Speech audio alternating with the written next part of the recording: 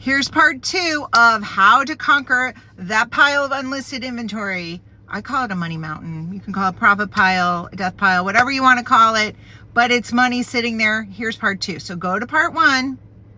You've sorted everything. Now I want you to photograph everything. If it takes a day, photograph everything. This is going to make your life so much easier, right? If it's too much and you're too overwhelmed by that prospect, you're like, I can't do it. I'm just going to be paralyzed with fear. Then photograph the pile of jeans today. Photograph the shirts tomorrow.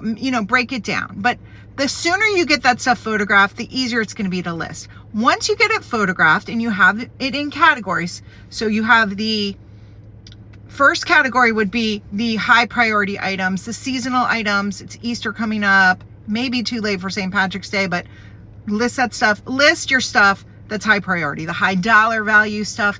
Luxury items often take longer to sell. So if you have any of that, list that all first and then get down to the nitty gritty and list, all your kids' stuff one day, all your shoes, and list all of that category in one day. And so let's say you have 10 piles. In 10 days, your whole pile is gone. Your money mountain is listed and you start making money.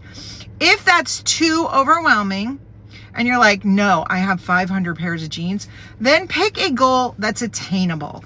And it should be a difficult goal. It shouldn't be like, I've never run in my life, I'm going to run a marathon today. It should be like, I've never run before in my life, I'm going to try to run for 5 minutes today, right? So if you have a huge pile, say I'm going to list 10 things today, and every day out of that pile until you get a hold of it. And I would say do not source until the pile is gone or close to being gone, because you're just going to be adding to the problem. I always say this to my students and my reselling friends. There's no business book or business professor or business class in the world that would tell a business, go buy inventory, spend your business capital on inventory, and then throw it in a corner and never try to make money on it. That's not a business model.